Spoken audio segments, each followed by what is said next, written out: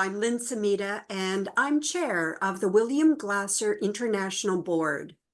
And I am so pleased today to be introducing you to one of our keynote speakers at our upcoming conference. We hold an international conference every 2 years, and this year it's going to be in Chicago at the wonderful Palmer House Hotel. This is a historic hotel, and we're so excited to be right in the heart of Chicago. The conference will be July 3rd to the 6th, so it's not that far away, and we're really looking forward to having as many people as possible join us.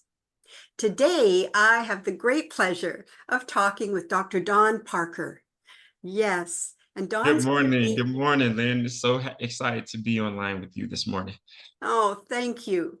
Well, I was so delighted you were chosen to be one of our keynote speakers, and you're going to be speaking on Saturday, the third day of our conference, which is got a real theme of education. We're Mhm. hoping that teachers, administrators, even university students will come out and hear what you have to say, because I know education is a passion for you. I mean, you've Yes. spent your professional career in it, but it's not just a job.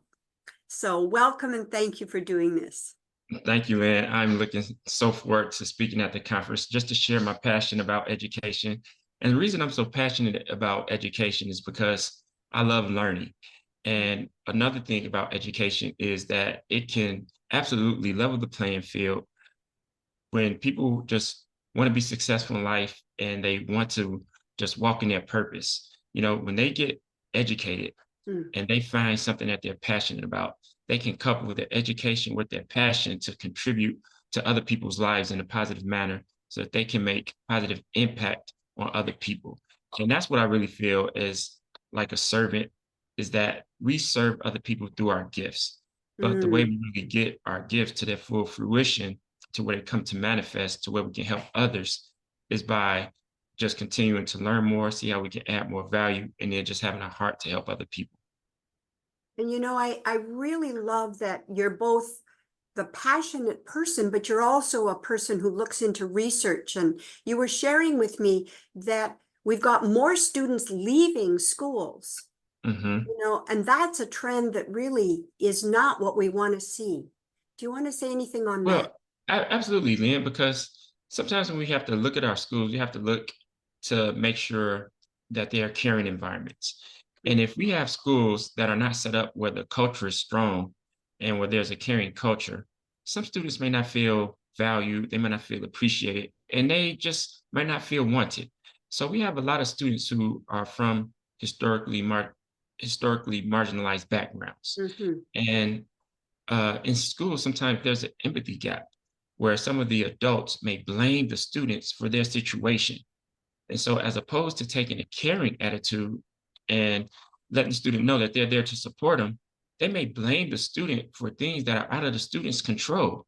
Mm-hmm. And so, what schools have to do is be equipped to give students the social emotional learning support that they need so that when they come to school, they like the way it feels because they feel loved, they feel valued, they feel cared about. And once the student has that, then we can start working on helping them with the academic portion of school. And so that's why I like to do the work of letting educators understand the importance of building trusting relationships with students and just being able to also help students grow socially, emotionally, and grow students' emotional intelligence because they definitely need emotional intelligence in order to be positive contributors to society. They do. And you are singing off the same page as people who know Dr. Glasser's work. He was a huge proponent of relationships. But I love that you've written the book, building bridges for Hmm. at-risk students through relationships. So I guess, is there any one thing, if you were to say, because people have so many things they're juggling in the classroom and in all the expectations, is there Hmm. one thing that you'd say really stands out in terms of building relationships from your Absolutely. perspective? Yes. So, with yes, you're exactly right, Lynn. Students and teachers are both having a hard time in schools. Mhm. Teachers are having a hard time motivating students. They're having a hard time managing students' behaviors. Mm, And one thing I know about building relationships is that building relationships causes the student to feel safe, mm, valued, cared about. Also, when you build relationships with students, it causes them to want to not disappoint their teacher when they know that their teacher have invested a lot in them. And right. so, high teachers have not only high expectations for their students, but they also have high expectations for themselves. And Mm, so when we have that relationship, we can leverage that relationship with our students to get them to behave appropriately and persevere on assignments. Why? Because the student can see, I understand that the teacher believes in me. I understand that the teacher cares for me. mm, Therefore, I don't want to let my teacher down. And so when the student mm, can approach school with that attitude, now the teacher also has an easier time. I'm mm, gonna tell you what the problem is, Lynn, in a lot of schools, is a lot of teachers have the mindset that they're just content teachers. And they say, right. well, I'm a math teacher or I'm a reading teacher. I shouldn't have to teach self-respect. I shouldn't have to teach emotional intelligence. I shouldn't have to worry about the student's social emotional learning. That's the counselor's job or that's the social worker's job. But I tell you, teachers who have an attitude like that, it's like that's just like bringing a knife to a gunfight. You're going to be dead on arrival. With the amount of trauma and social and personal and familial issues that students have these days, you have to be armed with trauma informed practices. You have to be armed with empathy, and you have to be armed with the ability to demonstrate social and emotional intelligence, to demonstrate respect. You have to learn how to teach students um, pro-social behaviors. And Mhm. so a lot of teachers right now are just surviving. They're in survival mode. Yeah, But I want to take teachers from surviving to thriving. yeah, And the reason that teachers are just surviving is because they say, if I could just manage this student's behavior until the end of the school year. yeah. But the way to strive is you have to just stop thinking that you have to manage behaviors. And what you have to do is replace those negative behaviors with pro-social behaviors. Mhm. And one way we can do that is through authoritative counseling, Mm, where we teach self-respect, we teach pro-social behaviors, we teach students that they can have control over their actions and the way that they respond to certain situations. But the students have the power to make choices, and mhm. we have to empower students and let them know when they do make positive choices that things tend to work out better for them in the end. Well, and I know that term, authoritative counseling, when I first heard it, I went, oh dear, because I Mhm. think of authority and power over. But knowing you, I know that that's not what you're talking about. So why did you choose that word authoritative counseling? Okay, so let me tell you. So a lot of people confuse authoritative counseling with authoritarian counseling. Okay. So authoritarian counseling, that is when the adult says my way or the highway. Yeah. All right. Do as I say, not as I do.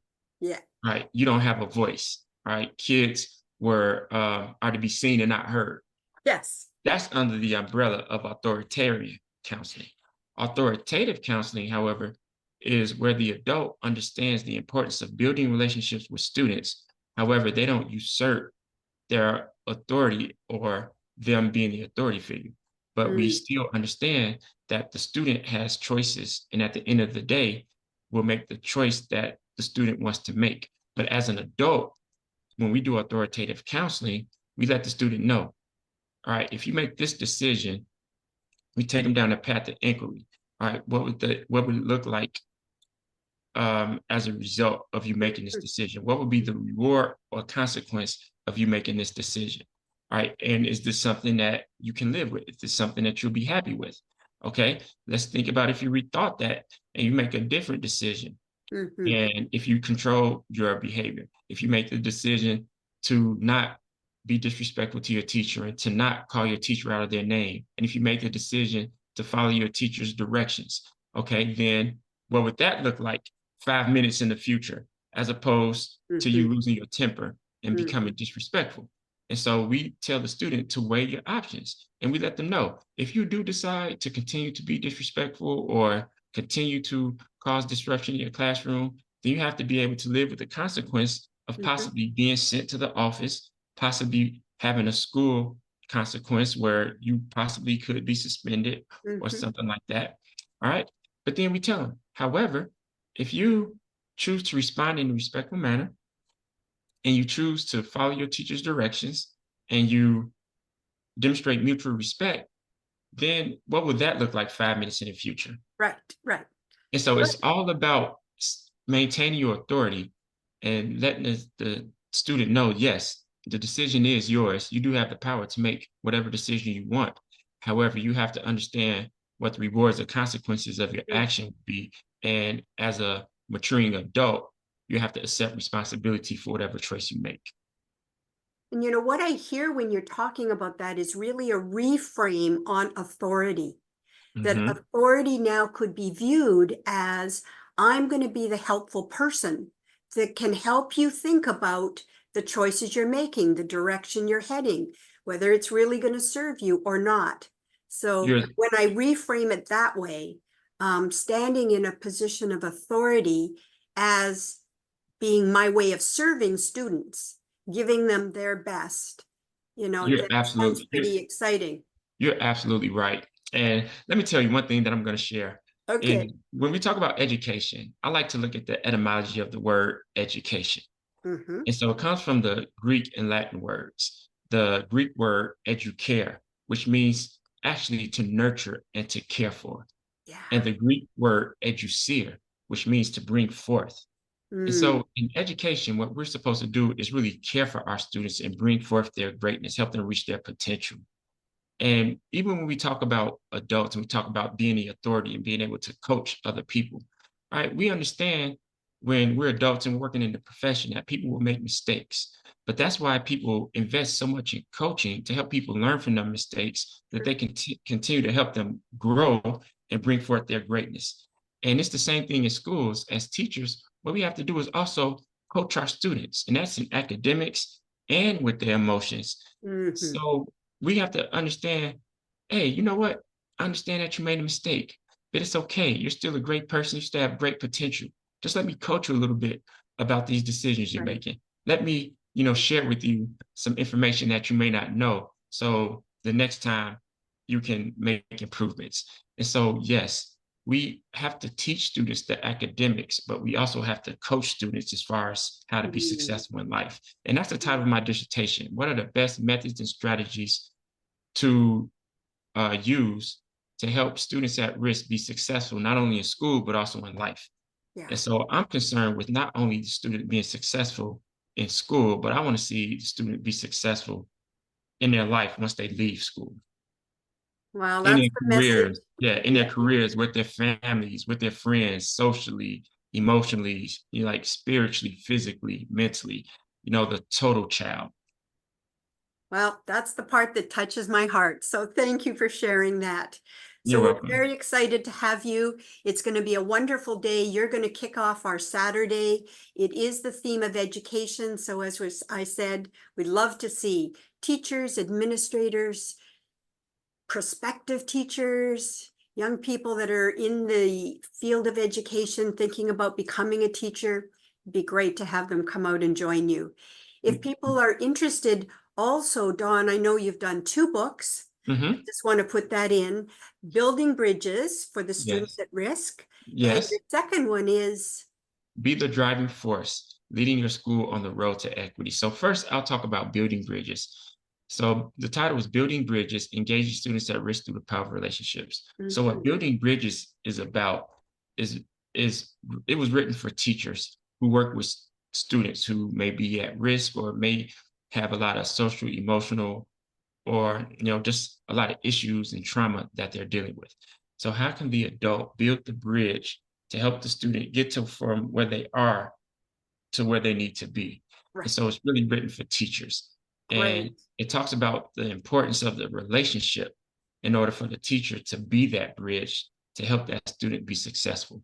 And so, as we know, the antidote to trauma is resilience. Mm, And also, the research says another great antidote for trauma is a caring, loving adult mhm, that is an active role, that plays an active role in the life of the student.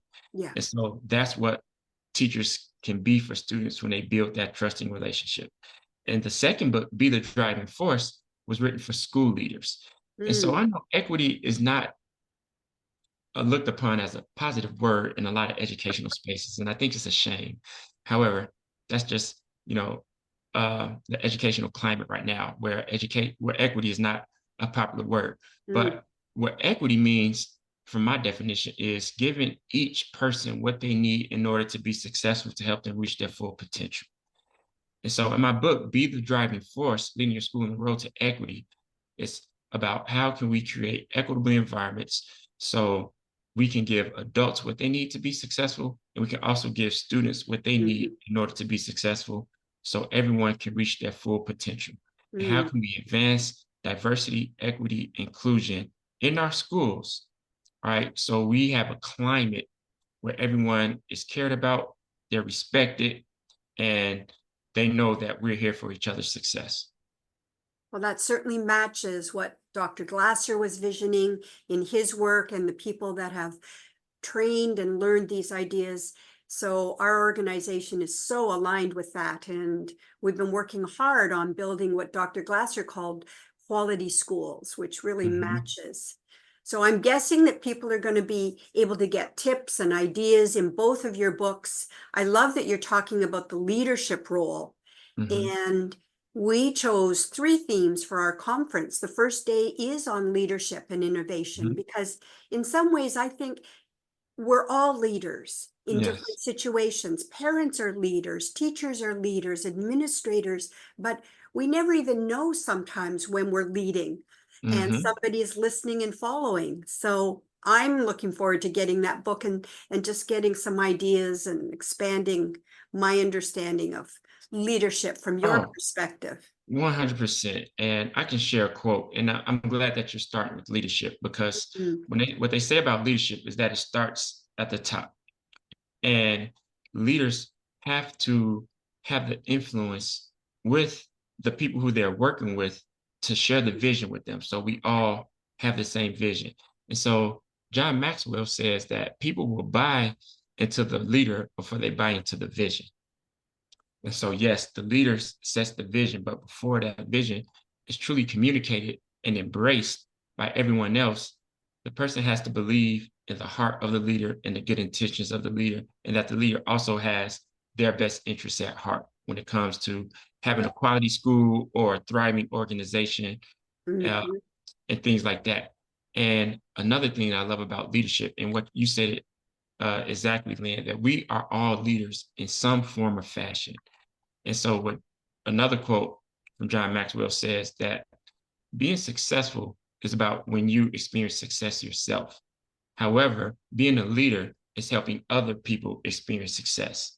And I'm Yeah. sure that's something that you have embraced from Dr. Glasser, that you Mm. also want to help other people be successful. And I can tell that you have that heart. I do, I do. And I think this conference, I hope, will inspire lots of people. It's going to offer them so many ideas, the chance to meet people from around the world, but get Mhm. ideas from people like yourself and so on that we can take away and then apply in all the different things that we do. So, Dawn, thank you so very much. I'm so excited to meet you in person. Again, it's Saturday, July 6th. Dawn will be keynoting. We have two other keynotes in our conference. It starts on the 3rd of July. And so we'll be even celebrating the 4th of July in Chicago, which for some of us, that's going to be a great experience.